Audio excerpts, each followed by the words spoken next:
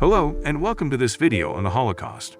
The Holocaust was a tragic event that had a profound impact on the world, claiming the lives of millions of innocent people and leaving a lasting legacy of suffering and loss. In this video, we will explore the history of the Holocaust, its causes and consequences, and its contemporary relevance.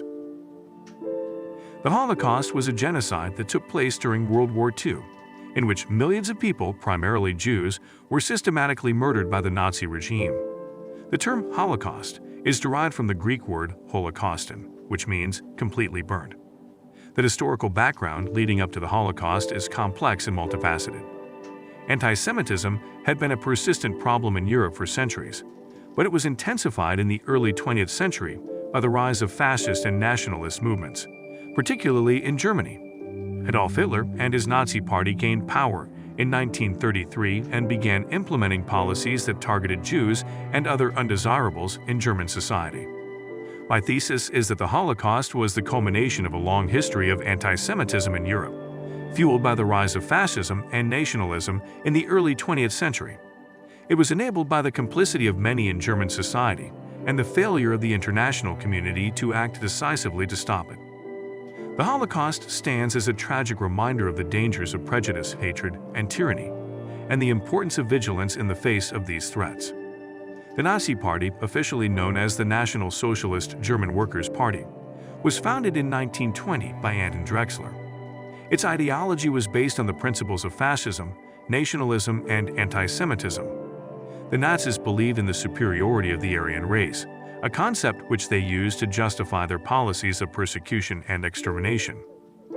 Adolf Hitler joined the Nazi Party in 1919 and quickly rose to prominence due to his charismatic speeches and leadership skills. He became the party's leader or Führer in 1921 and began to reshape its ideology to align more closely with his own views. Hitler's vision for Germany was one of expansion, militarism, and racial purity. He saw the Jews as a parasitic force that threatened the integrity of the German nation, and he believed that they needed to be eliminated. In 1933, Hitler was appointed Chancellor of Germany by President Paul von Hindenburg. He immediately began to consolidate his power, using a combination of propaganda, intimidation, and violence to suppress opposition and establish a dictatorship.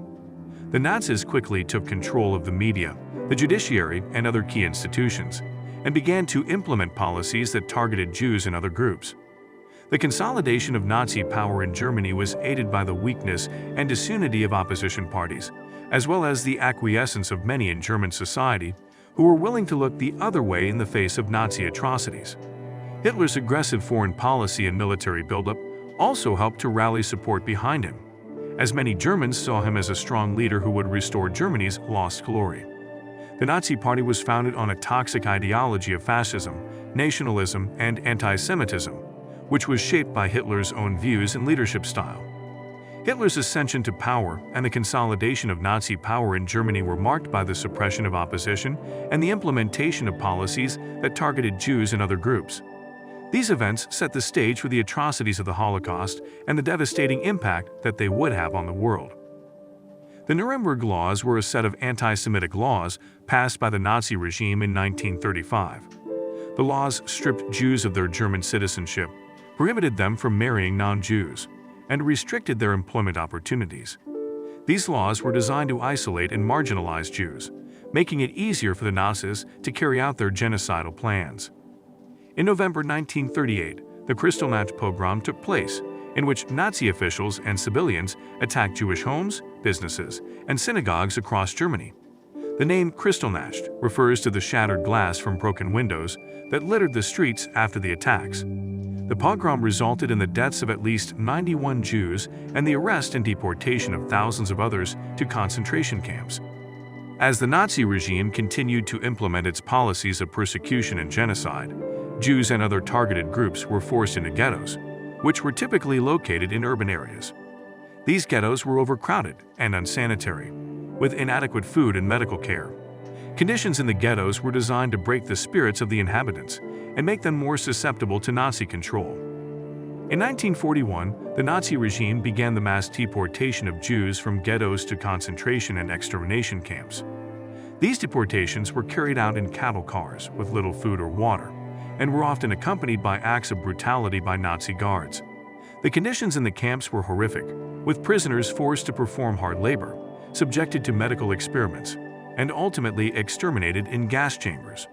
The Nazi regime established various types of concentration camps throughout Germany and the occupied territories. These camps were used to imprison and exploit millions of individuals, including political dissidents, Jews, Roma, homosexuals, and others. The main types of concentration camps were labor camps, extermination camps, and transit camps. Labor camps were the most common type of concentration camp. Prisoners were forced to work long hours, often in brutal conditions, producing goods for the Nazi war effort. The goal of these camps was to extract as much labor as possible from the prisoners before they succumbed to disease, malnutrition, or exhaustion. Extermination camps, also known as death camps, were established with the sole purpose of murdering prisoners. These camps had gas chambers and crematoriums that were used to kill and dispose of large numbers of people at once. The most infamous extermination camp was Auschwitz-Birkenau, where an estimated 1.1 million people, mostly Jews, were killed. Transit camps were used to temporarily house prisoners before they were sent to other camps or killed. These camps were often overcrowded and lacked basic necessities like food, water, and sanitation. Life in the camps was marked by extreme hardship and suffering. Prisoners were subjected to brutal punishments, including beatings, torture, and execution. They were often deprived of adequate food, clothing, and medical care. Disease and malnutrition were rampant, and the mortality rate in the camps was high. Despite the difficult conditions, there were instances of resistance and uprisings in the camps. These acts of resistance took many forms, including sabotage, escape attempts, and uprisings.